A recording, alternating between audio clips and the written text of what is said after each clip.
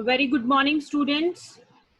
Today, I would like to teach you a children and sports. And we have a certain objectives, learning objectives in next slide. First, we have covered the first topic, that is motor development and their factor which affect the motor development in infancy, childhood process. So, first, we have introduction, that what is sports and why the sports is needed for motor development for children. See, sports is a wide term.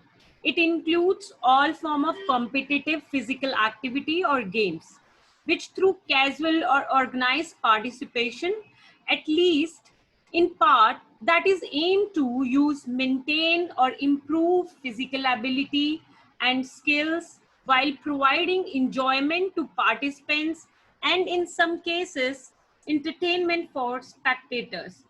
These sports can bring a positive results to one's physical health.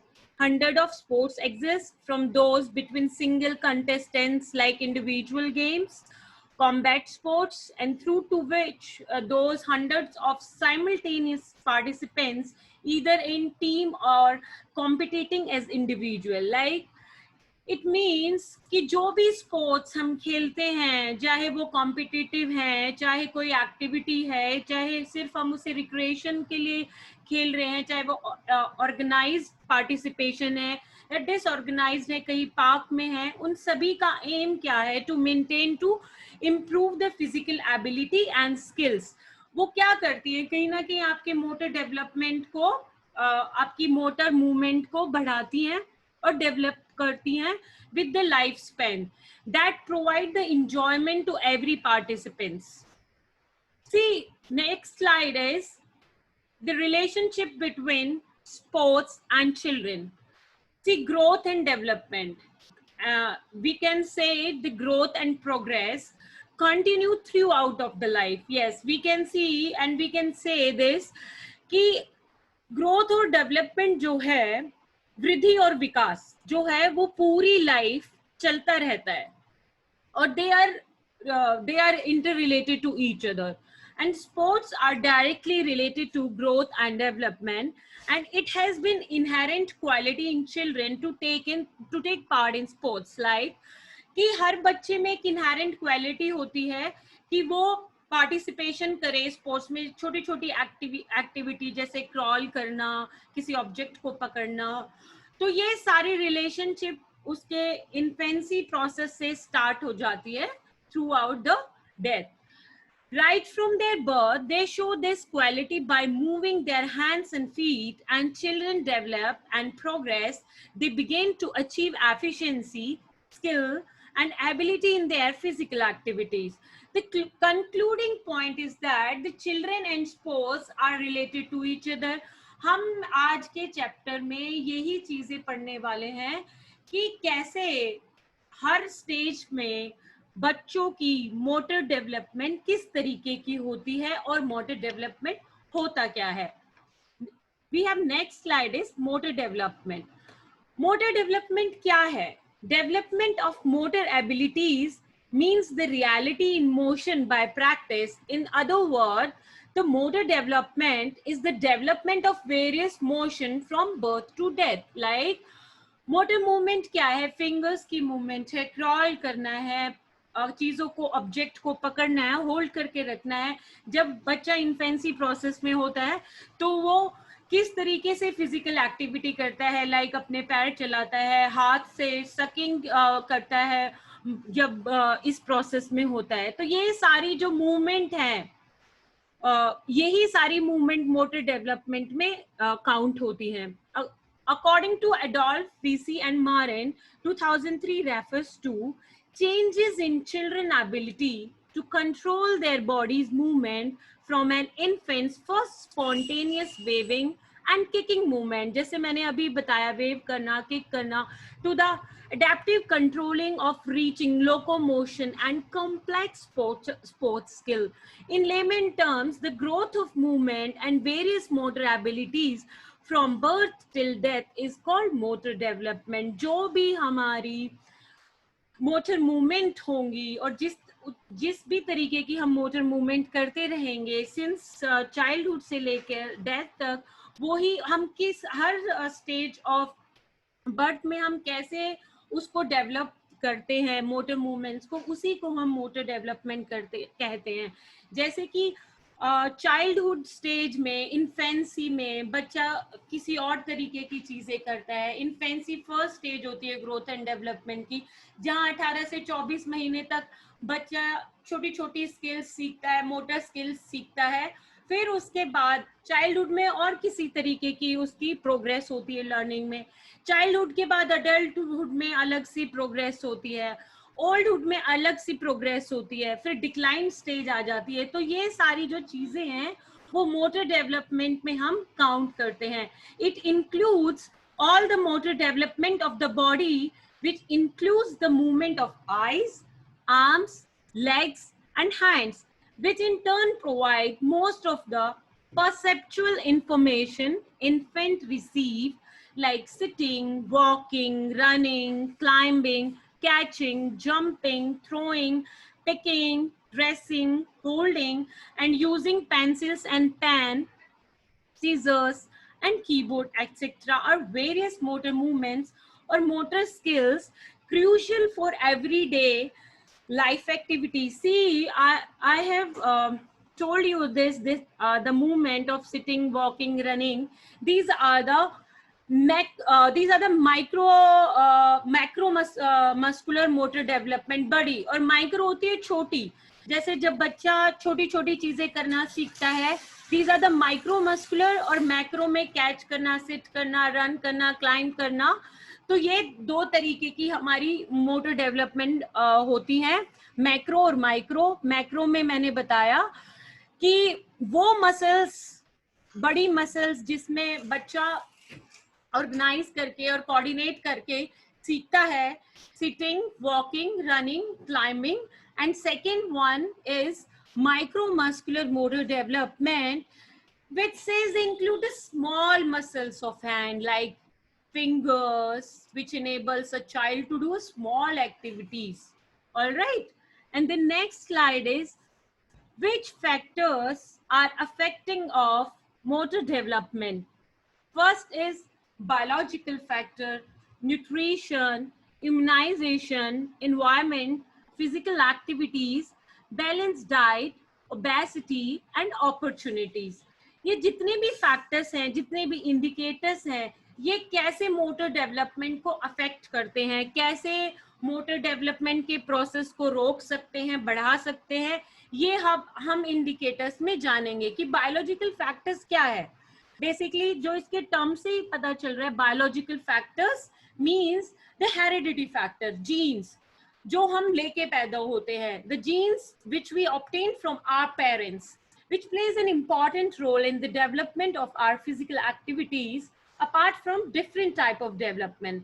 The percent of fast twitching fibers and slow twitchy fibers depends on gene to large extent कि fast twitch fibers कौन से होते हैं और slow twitch red and white fibers depend on genes to large extent, and these factors affects the men's physical strength, movement, ability, endurance.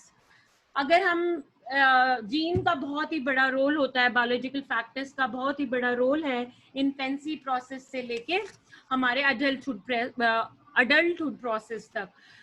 Second one is nutrition. See, मैंने पिछले chapter में आपको बताया था कि न्यूट्रिशन और बैलेंस डाइट का कितना बड़ा रोल है किसी की भी लाइफ में। So nutrition plays a vital role to direct the motor development, and without nutrition, child developed will be very less and slowly.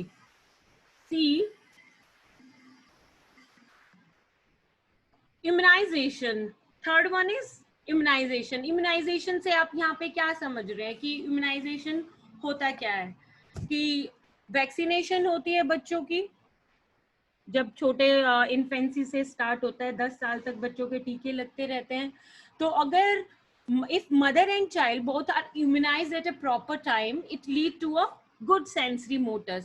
And fourth one is environment. Environment क्या करता है कि positive environment, encouragement, love and security help the child to take risk, to explore fearlessly and to know more about environment, which leads to a better sensory development and which affects the motor development in very good way. And the fifth one is physical activities. Yes, physical activities कैसी activities, किस तरीके की activities, वो activities जो हम बच्चे जो होते हैं इन्फेंसी स्टेज में छोटी छोटी करते हैं. कहते हैं ना कि कोई बच्चा खेल नहीं रहा तो कुछ ना कुछ प्रॉब्लम है, ये बच्चा सबके साथ इंटरेक्ट क्यों नहीं कर रहा है, तो इसको डॉक्टर को दिखाना चाहिए. तो ये चीज़ें भी बचपन में पता चल जाती है. किसी तरीके की कोई डिसेबिलिटी है, मैंने अभी बताया था पिछले चैप्टर में आपको डिसेबिलिटीज के बारे में. तो यहाँ पे रिलेट कर रही है यहाँ पर कि daily physical activities are helpful in developing motor skills in children. These activities should be according to children's physical strength, कि उसकी कैपेसिटी और कैपेबिलिटी के अकॉर्डिंग हमें फिजिकल एक्टिविटी बच्चों को करानी चाहिए. The children who do not take part in physical activities, their motor development become slow. They fail to perform even small activities because their motor development so slow that they need longer time to develop it. So whenever we plan the physical activity for any group of individual, we have to be categorize their capacity, their capability and their physical strength to do so. And next one is balanced diet. Balance diet मैंने आपको बताया था कि balance last chapter में कि balance diet कितनी जरूरी है मोटर डेवलपमेंट के लिए. If childrens get the balance diet in proper way और in interval timings, they become hale and hearty. If they don't fall prey to disease, keep fit and they are sure to hone their motor skills. अब next point आता है opportunities के बारे में कि children should be given opportunity to plays in schools, houses और in neighbourhood. आप देखते हैं कि हर किसी को अपॉर्चुनिटी नहीं मिलती खेलने की, एक अच्छे एनवायरनमेंट की स्कूल जाने की, हाउस में खेलने की. हर किसी बच्चे का एक इंडिविजुअल ग्रोथ होता है जो कि बहुत सारी चीज़ों से अटैच होता है, चाहे आप उसको एक सोसाइटी एस्पेक्ट कह लो, फाइनेंशियल एस्पेक्ट कर लो, और पेरेंट्स का बच्चे के साथ क्या रिलेशनशिप है. तो अपॉर्चुनिटी यहाँ पर मोटर डेवलपमेंट में, गुड सेंसरी मोटर डेवलपमेंट के लिए अपॉर्चुनिटी एक राइट वे में होना बहुत जरूरी है. तो हमने यहाँ पर बात की कि कौन से फैक्टर जो हैं अफेक्ट करते हैं मोटर डेवलपमेंट प्रोसेस को. So we have a next slide is motor development. Two type of motor development: gross motor development and fine motor development. Gross क्या है और fine क्या है? Gross motor development का मतलब हो गया यहाँ पर कि बड़ी जो मसल्स होती हैं, बड़ी मसल्स का group, larger muscles. Gross motor development is the development of the large muscles in a child's body. It helps the child to sit, stand, walk, run and so on. And fine motor development क्या है कि fine motor development is the small movements of small muscles of the body, especially in the hands.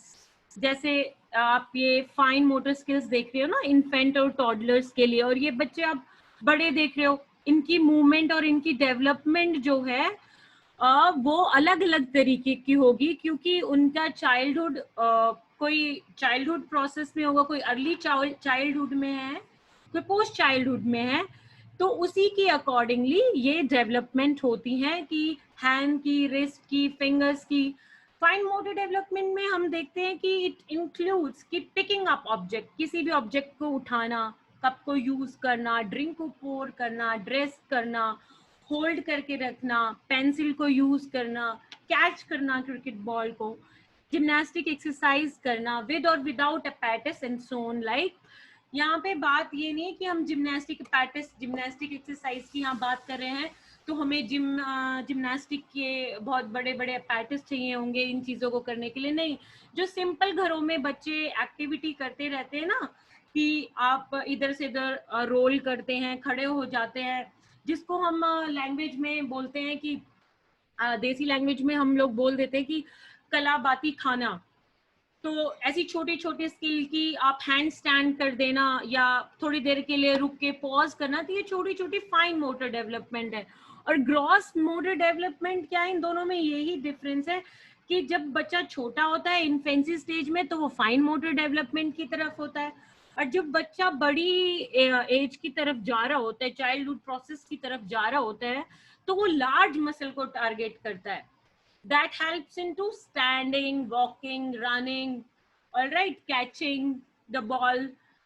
So next slide is about the gross and fine motor skills that sometimes overlap or work in using. For example, infants use their hands for picking up toys from the floor, fine motor skills, which I have told you in last slides, more easily when they have already learned to sit. पहले छोटी छोटी चीजों से पहले बैठने सीखेगा, एकदम से तो नहीं खड़ा हो जाएगा कोई भी बच्चा। एक स्टेज के बाद आकर ही चीजें, मोटर स्किल्स जो है डेवलपमेंट होती है उनकी, तब जाके मोटर डेवलपमेंट होता है। छोटी छोटी स्किल्स करने से, मोटर स्किल्स करने से which leads to a motor development throughout the all stages of development. And here's the another example is when a child get an item from a shelf using both large muscle, walking to the shelf first step and reaching for the item. See, तो ये example किस चीज का हुआ, किस चीज का हुआ, ग्रॉस मोटर डेवलपमेंट का। And small muscles such as the infant fingers for grasping the item, कि उसने वो चीज पकड़ ली, होल्ड कर ली, that is a example of fine motor development. So we have completed here only first topic, the motor development, type of motor development and the factor affecting. So in next class we will discuss the stages of growth and development and the postural deformities. Thank you so much.